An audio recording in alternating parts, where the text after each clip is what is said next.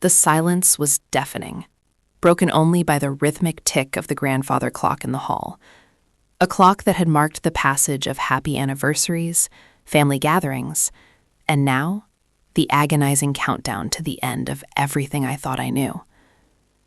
The expensive Persian rug felt cold beneath my bare feet as I stared at the photographs scattered across the mahogany table, each one a sharp shard of glass piercing the carefully constructed facade of my life.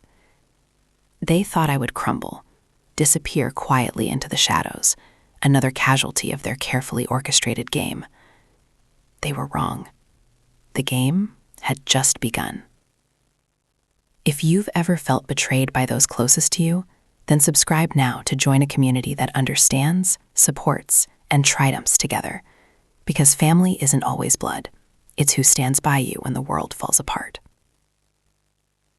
My life with Ethan had always seemed like a fairy tale, a whirlwind romance, a storybook wedding, and a sprawling estate nestled in the heart of Connecticut. We were the golden couple, envied by all, our lives a carefully curated display of success and happiness. Ethan, a charismatic and ambitious lawyer, was the picture of success, his sharp wit and unwavering confidence captivating everyone he met. I, Addison, had dedicated myself to building a home, supporting his career, and creating a life filled with love and laughter. Our friends were an extension of that carefully crafted image, polished, successful, and impeccably dressed. Sunday brunches at the club, charity galas, and weekend getaways to the Hamptons filled our calendar, each event a carefully staged performance of marital bliss. But beneath the shimmering surface, cracks were beginning to appear, subtle at first, like hairline fractures in a priceless face. Ethan's late nights at the office became more frequent, his phone calls more secretive, his smiles less genuine. I brushed it off, attributing it to the pressures of his demanding career, clinging to the belief that our love was strong enough to weather any storm. The whispers started subtly, carried on the perfumed breath of concerned friends at those very brunches. A knowing glance, a hushed conversation abruptly silenced as I approached, a lingering touch on Ethan's arm that seemed just a little too familiar. I dismissed them as jealousy, the petty gossip of bored socialites, refusing to acknowledge the gnawing unease that was slowly consuming me. Then came the accidental sighting, a friend claiming to have seen Ethan at a romantic bistro downtown, not with me, but with a woman whose description matched that of his strikingly attractive new paralegal, a woman named Serena. Even then I tried to rationalize it, to find a logical explanation, clinging to the hope that it was all a misunderstanding. But the evidence continued to mount, each piece fitting neatly into a puzzle I desperately didn't want to solve. Business trips that stretched longer than necessary, unexplained charges on the credit card, a faint trace of unfamiliar perfume lingering on his clothes. The final blow came in the form of a misplaced phone, left carelessly on the kitchen counter. A name flashed across the screen, My Serena. The message was simple, a string of suggestive emojis that painted a vivid picture of their illicit affair. My world tilted on its axis, the carefully constructed facade shattering into a million pieces. The pain was a physical blow, a punch to the gut that stole my breath and left me reeling. I wanted to scream, to lash out, to confront him with the evidence of his betrayal, but something stopped me. A cold, calculating voice whispered in my ear, urging me to remain calm, to bide my time, to gather my strength. I wouldn't give him the satisfaction of seeing me break. I would document everything, every lie, every deceit, every stolen moment, and use it against him when the time was right. I became a silent observer in my own life, watching Ethan and Serena carry on their affair with a brazenness that bordered on arrogance.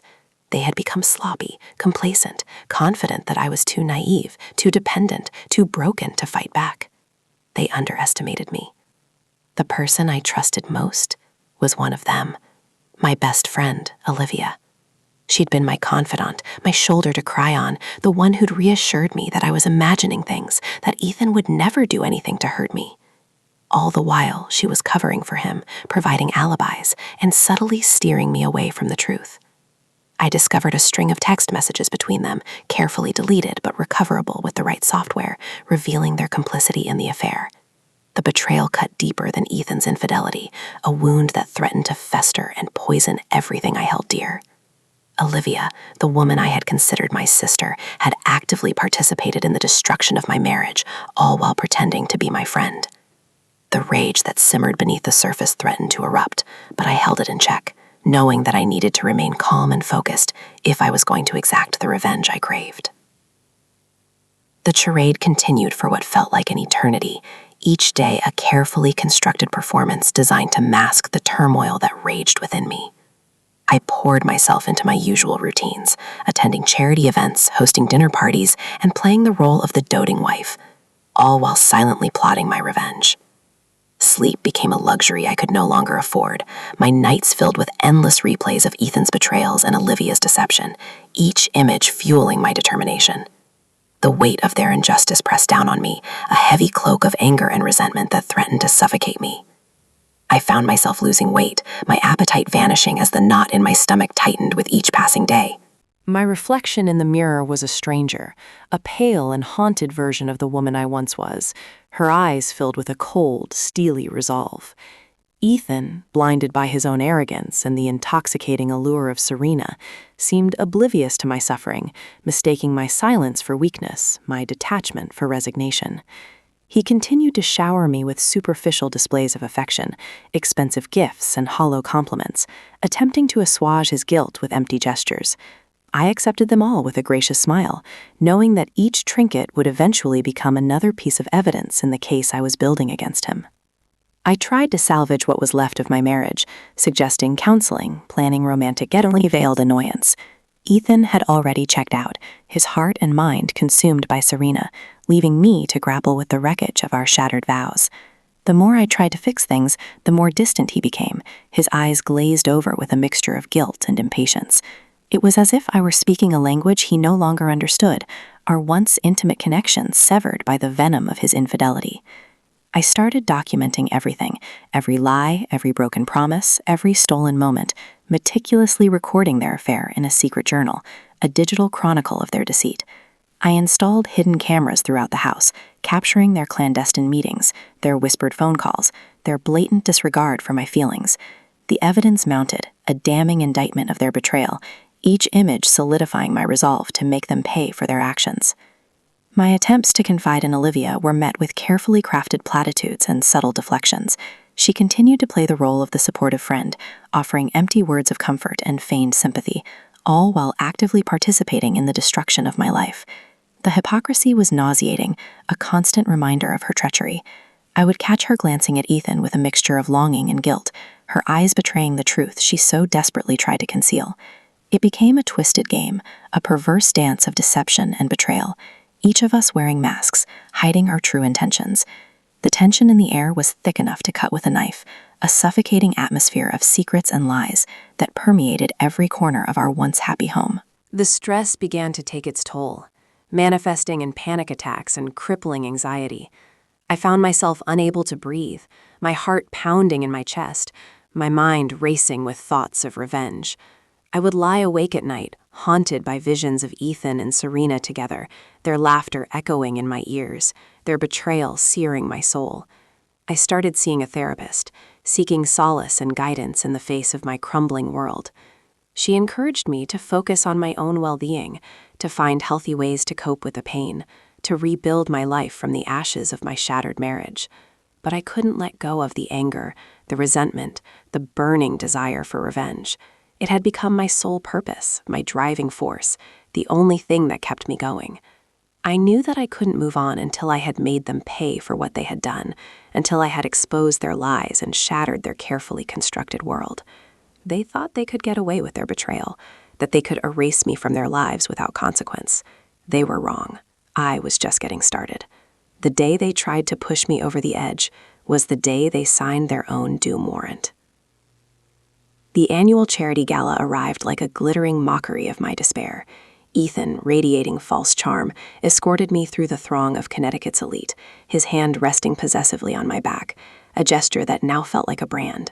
Serena, draped in a crimson gown that screamed calculated seduction, hovered nearby, her eyes locking with Ethan's in stolen moments of blatant intimacy. Olivia, ever the dutiful friend, trailed behind, her face a mask of carefully constructed concern. The air crackled with unspoken tension, a suffocating blend of lies and betrayal that threatened to consume me. As Ethan made a toast, praising our unbreakable bond, I felt a wave of nausea wash over me.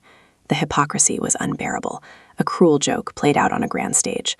I excused myself, retreating to the dimly lit sanctuary of the ladies' room, my hands trembling as I splashed cold water on my face.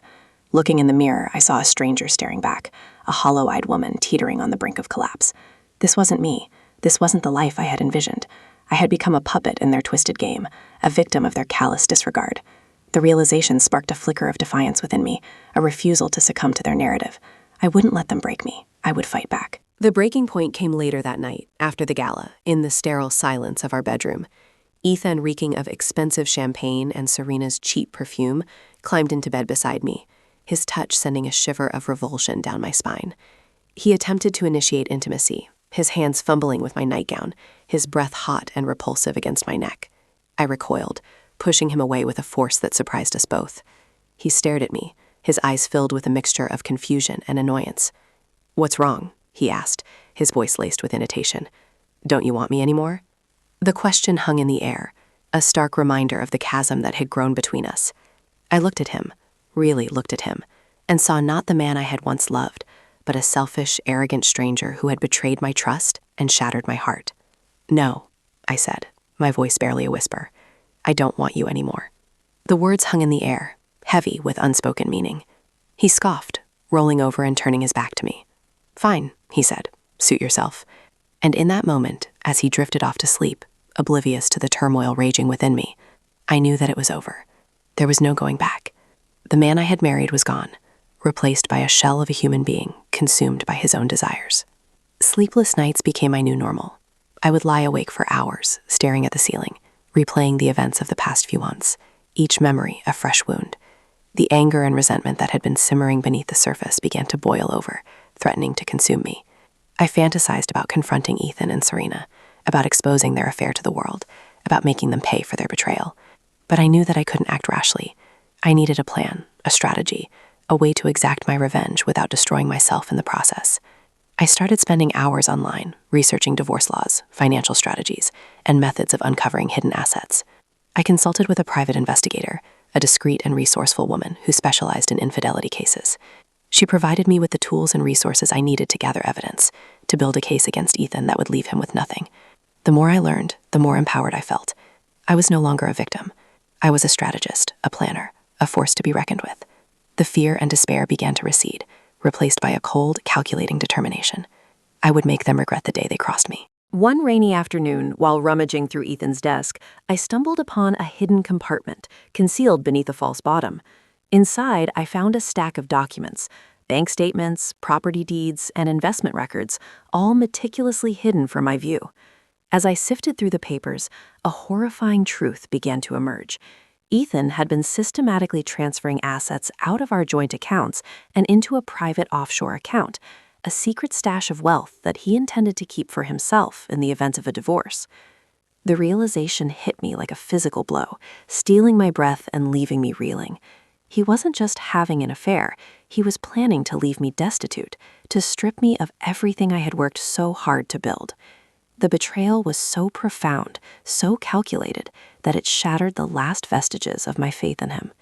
But instead of succumbing to despair, I felt a surge of adrenaline coursing through my veins. This was it. This was the ammunition I needed to take him down. I carefully photographed each document, making digital copies and storing them in a secure location. Then I replaced the originals, carefully concealing the compartment as if nothing had happened. He would never suspect that I knew. He would continue to believe that I was a naive, unsuspecting pawn in his game. But the game had changed. I was now calling the shots. That night, as I lay in bed beside Ethan, listening to his shallow breathing, I felt a sense of calm descend over me. The anger and resentment were still there, but they were now tempered by a cold, steely resolve. I knew what I had to do. I had a plan, a strategy, and the evidence to back it up. I would expose Ethan's affair, uncover his hidden assets, and reveal his true character to the world. I would take everything from him, his money, his reputation, his freedom, and I would do it all with a smile on my face. They had mistaken my kindness for weakness, my silence for resignation.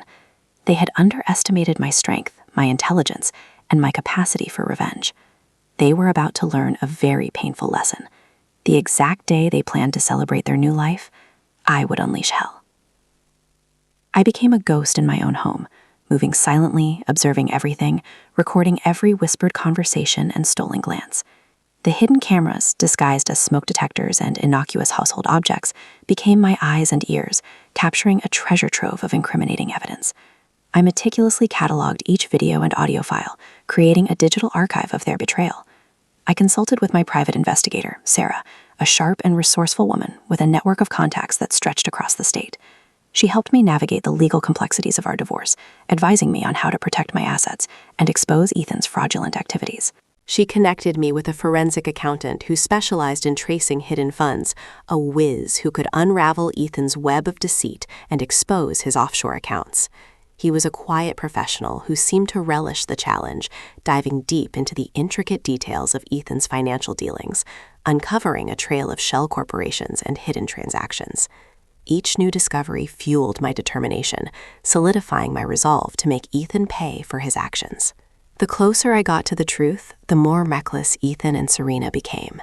They flaunted their affair openly, hosting dinner parties for their friends, attending social events together, their behavior a blatant display of disrespect and disregard.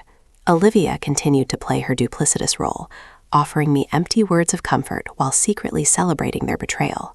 I would catch her smirking when she thought I wasn't looking, her eyes filled with a mixture of triumph and malice. The hypocrisy was unbearable, a constant reminder of her treachery. One afternoon, I overheard a conversation between Ethan and Serena in the garden. Their voices carried on the breeze through the open window. They were discussing their future together, planning their new life with my money, their words cutting me like a knife. I clenched my fists, resisting the urge to confront them, knowing that I needed to remain calm and focused if I was going to execute my plan. I smiled sweetly, poured myself a glass of lemonade, and continued to water the roses, pretending not to hear a word. I spent hours poring over legal documents, consulting with my lawyer, a formidable woman named Miss Davis who had a reputation for winning even the most difficult cases. She advised me to remain calm and collected, to let Ethan dig his own grave, and to present the evidence at the opportune moment. She helped me prepare for the divorce proceedings, guiding me through the legal jargon and explaining my rights. She was a staunch advocate, a fierce protector, a warrior in a tailored suit. The days turned into weeks, and the weeks into months, as I meticulously planned my revenge. I gathered evidence, consulted with experts, and prepared for the inevitable confrontation. The anticipation was almost unbearable, a constant hum of excitement and dread that vibrated through my entire being. I knew that the moment I unleashed my plan, there would be no turning back. I had to be absolutely certain that I had all my ducks in a row, that I had covered every possible angle, that I was prepared for any eventuality. One evening, while working late at the office, a ruse I used to meet with Sarah and Miss Davis, Ethan called, his voice slurring slightly. He said he missed me, that he couldn't wait to see me. I smiled sweetly and told him I missed him too, all the while knowing that he was likely with Serena. I even suggested we have a special date night when I got home. The idea of him anticipating a romantic evening while I held the key to his destruction gave me a jolt of satisfaction. I continued to play the role of the doting wife, showering him with affection and attention, all the while plotting his downfall. I wanted him to feel safe, secure, and confident so that he would never suspect what was coming. I knew that the element of surprise was crucial, that if he had any inkling of my plan, he would try to cover his tracks and protect his assets. I discovered that Ethan and Serena were planning a romantic getaway to the Caribbean for their anniversary, the anniversary of their affair. They had booked a luxurious villa on a private island, intending to celebrate their love in style, with my money. The audacity was astounding, a slap in the face that ignited my fury. I decided that this would be the perfect opportunity to strike, to expose their betrayal to the world and shatter their carefully constructed facade. I contacted Sarah and Miss Davis, and we finalized the details of my plan. We scheduled the divorce papers to be served at the airport as they attempted to leave the country, ensuring a very public and humiliating spectacle. I planned to leak the evidence of Ethan's affair and financial wrongdoings to the press, exposing his true character to his colleagues, friends, and family. I contacted a videographer to film the entire scene, capturing their reactions as their world crumbled around them. Every detail was meticulously planned, every contingency accounted for. The stage was set. It was showtime. The day before their little Caribbean escape, Ethan came to me, all smiles and fake concern. He said he knew things had been strained between us, that he wanted to make an effort. He suggested we have a quiet dinner at home, just the two of us. He even offered to cook. The audacity nearly took my breath away. He was standing there, dripping with lies and deceit, offering me a peace offering while planning to run off with his mistress and my money. I plastered a smile on my face, the kind of smile that hides 1,000 knives. "That sounds lovely, darling," I said, my voice dripping with saccharine sweetness. "I'd like that very much." Inside, I was screaming, counting down the seconds until I could unleash my carefully orchestrated plan. He had no idea he was walking into a trap, that the romantic dinner he was planning was actually a prelude to his own personal inferno.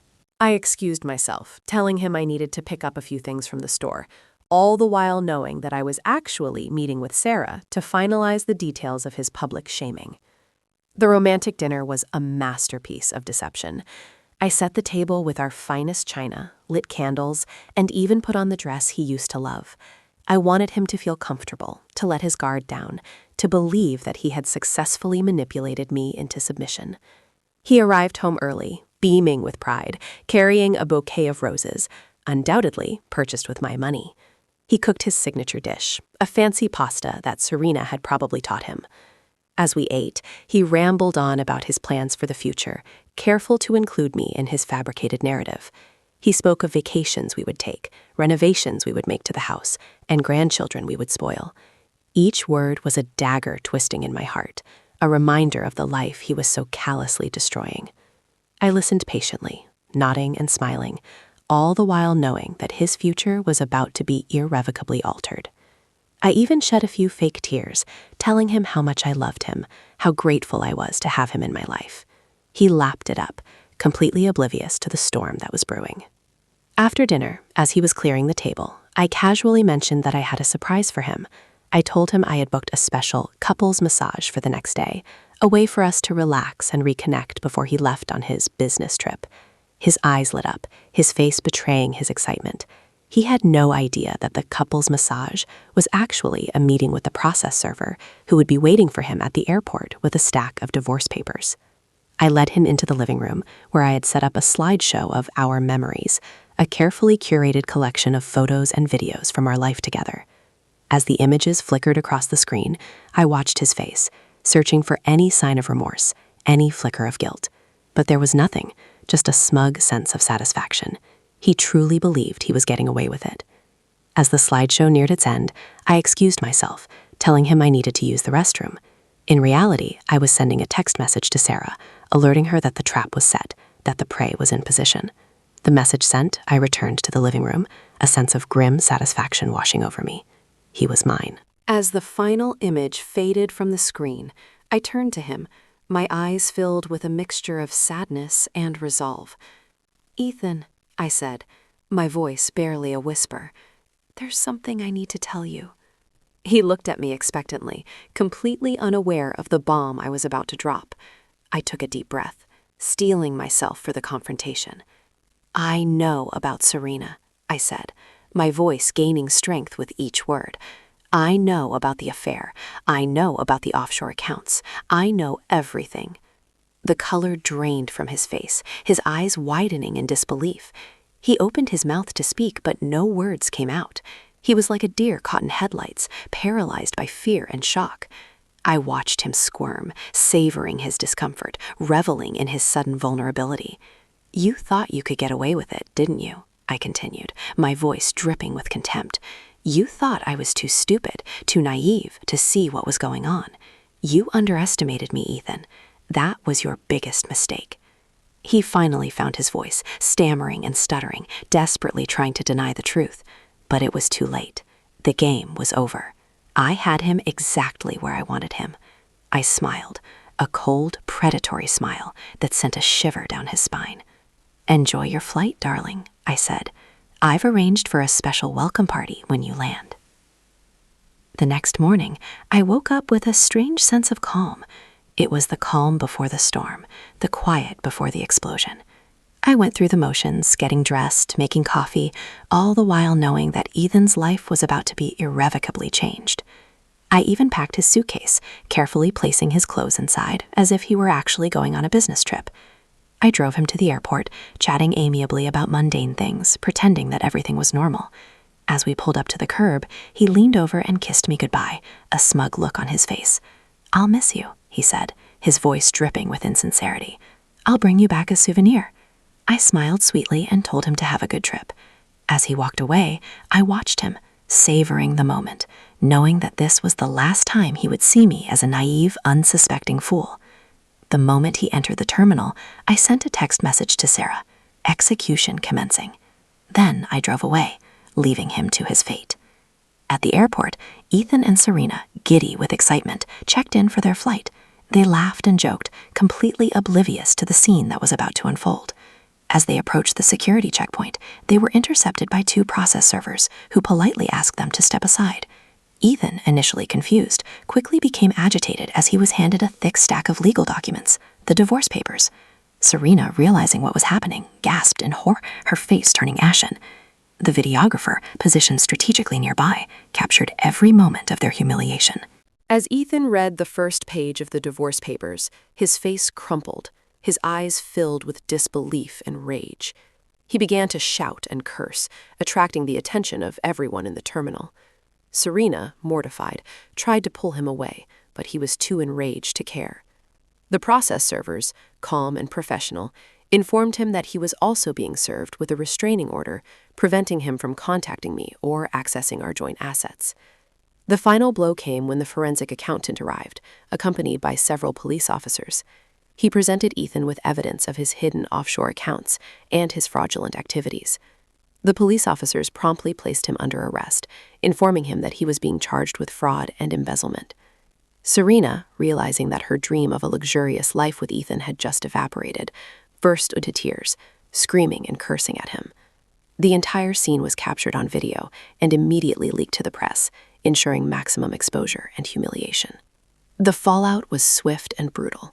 The news of Ethan's arrest and his affair spread like wildfire, engulfing his reputation and his career in flames. His colleagues and friends abandoned him, his business partners severed ties, and his family disowned him. He was ostracized and ridiculed, his name becoming synonymous with betrayal and deceit. Olivia, exposed as an accomplice in his affair, suffered a similar fate. She was fired from her job, her social circle shunned her, and her reputation was ruined. She became a pariah, a cautionary tale of the dangers of infidelity and treachery. Ethan's carefully constructed world crumbled around him, leaving him alone, destitute, and disgraced. The divorce proceedings were swift and decisive. With the overwhelming evidence of his fraud and adultery, I was awarded a substantial settlement, including all of our joint assets and a significant portion of his personal wealth.